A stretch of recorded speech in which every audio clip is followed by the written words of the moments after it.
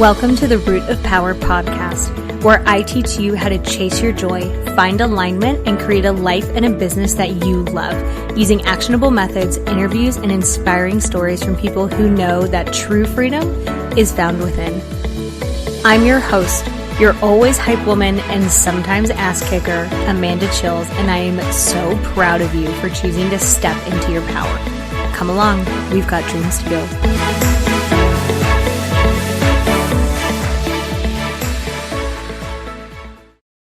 Okay, my love, I have put everything that I offer for free on one page so that we are not doing more work than we have to, because why would we do that? Hashtag work smarter, not harder. So livemyhappyhealth.com/free. You are going to find everything I've created for not only leveling up in your personal life and building a life that you love, but leveling up in your business life and building a business that you love. Okay? livemyhappyhealth.com/free. Love you. Hi. Welcome to this week's episode. Oh, Kitty doesn't want to hang out anymore. I suppose he just hopped down.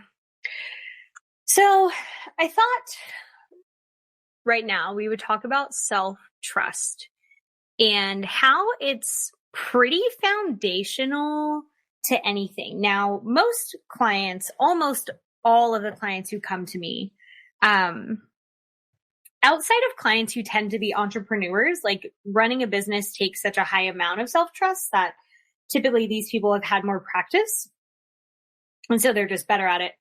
But the vast majority of my clients struggle with self-trust. And you may be like, Amanda, what do you mean by self-trust? I literally mean what the words say. The ability to trust yourself. That you know the answer, that you'll follow through, that you'll do the right thing, right being whatever is right for you, not like right moral is in bad wrong, that you can handle things, that you can do things, that you can withstand storms. Like all of those things come down to self-trust. Sorry, we're on recording podcast episode number 3, which means Manal can be a little tired, but here we are. Why? Because I told myself I would record 4, and I trust myself to follow through with that. I love it when a thing works out. So self-trust becomes the foundation for a lot of things. And a lot of people, when they first come as clients, are not very good at it. They typically don't follow through with their word. They allow other people to not follow through with their word to them. They struggle with building habits. They struggle with building systems. They just be struggling. Okay. That's part of the reason people come to work with me and with the team is they're like, life is a shit show. We're struggling. We hate this. Obviously it's not a good time. So one of the things that we work on throughout our work together is learning how to build self-trust. Now, if you have a good therapist, what they're going to do is turn every answer back on you. A lot of people think therapists give advice and then you do what they say, you get the results, and bing, bang, bada, boom, you are happy, life is good. That is not what a good therapist does. A good therapist should not be giving you advice. That is not our role. Why? Because I'm not the one who lives with the consequences. You are. So I can't tell you what to do because I'm not paying the cost. I don't have to pay what it will cost to make a decision.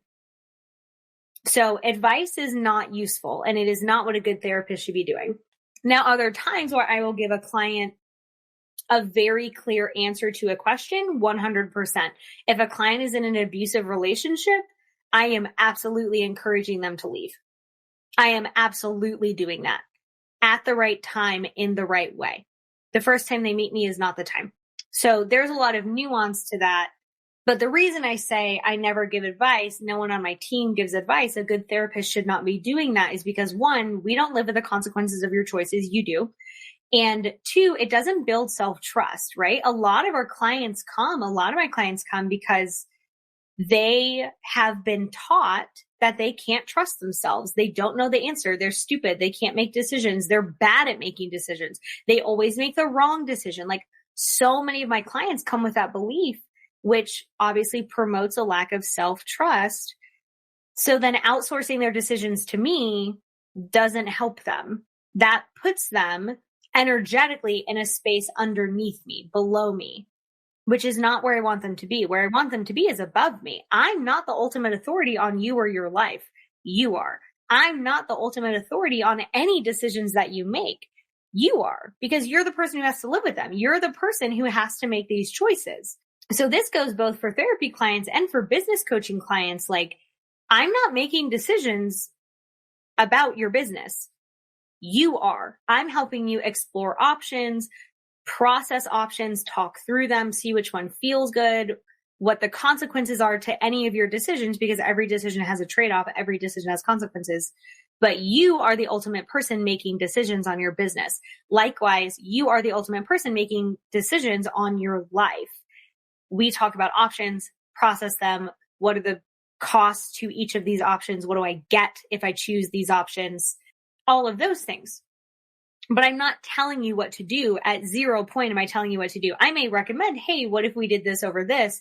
What if we found a partner who wasn't abusive and was supportive instead of what we currently have? What if we did, this particular launch plan versus this kind of launch plan? What if we held off on this product and we did this product first? Like, that's a recommendation. That's a suggestion. But none of my clients ever have to do what I say, because again, it's their life. It's their business. So self-trust, what a coach, what a therapist, what a mentor should be doing back to you is saying, what's your decision here? What do you want to do? What will you follow through with? What plan are you going to make? Because that's going to build self-trust, which builds self-confidence, which gives your brain a ton of evidence that not only can you keep your word, can you follow through with the things you're going to follow through on? Can you handle whatever comes your way? But that when you get off track, because you inevitably will, nobody's perfect. Like, when you get off track, your brain is going to have all this evidence that the majority of the time you're actually on track. You're doing the things that you say you're going to do. You're following through. You can trust yourself to make a decision, make a claim, and then follow through with that. And that makes everything else easier, because if you know that you always have the answers, if you know that you always make a good decision, and you do, given your resources, your energy available and your knowledge at the time, like, you always make a good decision. You may not love the decisions 5 years, 10 years later, but that may actually be a good thing, because that means that you've grown, right? If you don't cringe at your past self, like, you probably haven't grown very much. You should be like, oh, fuck, she did what? But that's because you've grown now and you have more knowledge, more experience, more wisdom. So if we trust that we always make the best decision possible at the time, then there's never really any worry. And if we trust that we can get ourselves out of a situation that's not working for us and just make a more aligned decision, then there's really no worry. So a ton of that anxiety, that worry, that fear goes away, because you trust yourself enough to not only figure it out, to have the answer, but then to follow through with whatever plan that you make. So a lot of people will interact with you and they'll be like, oh my God, you're so confident, which if you listen to the last episode, part of that is because I'm absolutely delusional about my abilities and my capabilities. And 2 is because I have a very high level of self-trust. I do what I say I'm going to do. I have a lot of integrity, meaning I do what I say I'm going to do the vast majority of the time in most areas, right? But I can also tell you where I struggle with that. I struggle with that with like going to the gym in the morning. I make the intention every night to go to the gym between like 5:30 and 6 a.m. And probably I hit it about half and half. So that's an area where like I need some integrity, where I need some more self-trust, because sometimes I don't make it. And that means that my self-trust is declining because I said I was going to do a thing and then I don't do the thing. But in business, in personal relationships, like there's a very high level of self-trust. I know I will never in my life get myself into a situation like I was in with my ex-husband. I know that I won't have or keep a partner who's out of alignment. I know that if I tell a friend I'm going to do something, I'm going to follow through on that. So there's a high level of self-trust there, which also makes me more trustworthy, because think about how much you trust someone who doesn't keep their own word and doesn't keep like for themselves, and then doesn't keep their word if they tell you they're going to do something, right? Like you don't trust that person.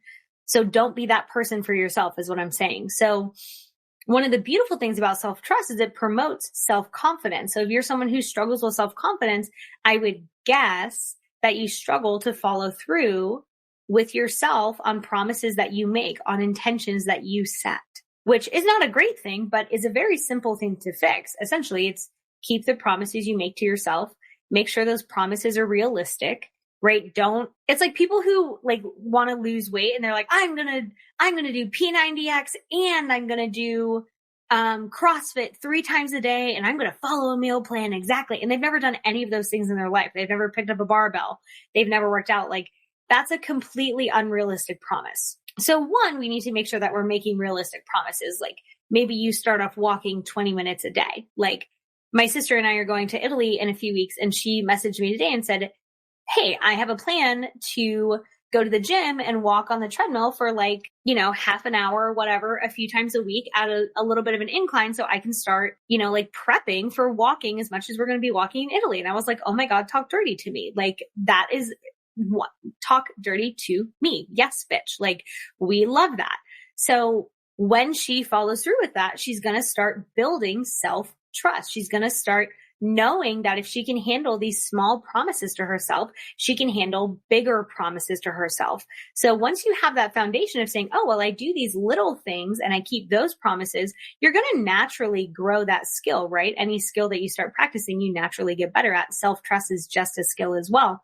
So I want you to think about like, if you are someone who struggles with self-confidence, if you're like, well, I'll follow through on things for other people, but I never follow through on things for me. One, you're probably a people pleaser. I have a whole course literally made for you called Boundaries Baddie. It will change your fucking life. It will change your life forever. So if that's something you're struggling with, please check out Boundaries Baddie. You can find that on my website, livemyhappyhealth.com. It is, oh my God, for what you get, it's literally, for what you get, it's a no-brainer price. So if you're like, well, I can always keep other people's promises, but I never keep them for myself, like you probably struggle with people pleasing. Again, that course is literally made for you. But I want you to think about how we can start switching that. Like, how can you start keeping small promises to yourself the majority of the time? Again, no one's perfect, but the majority of the time to start building some of that self-trust. Start small. Start so small you think it's stupid. You're like, oh, of course I can do that. Amazing. Start there. Yes, please. Like, I am not going to start with, let me build the Great Wall of China every day. That's a bad analogy. I'm not going to start with, if I want to write a book, right? I don't know why this took so long to get there. But anyway, if I want to write a book, I'm not going to start with, I'm going to write a chapter a day. Oh my God. No, no. What I'm going to do is write one sentence. Even though as I say that out loud, I'm like, that's so dumb. That's where you want to start. Start so small you think it's silly. Then we can grow. As we get more confidence, what does confidence come from? Repeated action. As we get more confident in our ability to trust ourselves, why? Because we've repeated the action that we said we were going to do, we can then grow that goal. So self-trust allows you to know that you always make a good decision. Maybe not a decision that you would make looking back 5 years from now, but you don't know now what you would know then, right? So you make the best decision that you can make at the time, given your resources, your information, your energy, like all those things. So that matters. Self-trust allows you to follow through with things. It allows you to get back on track faster.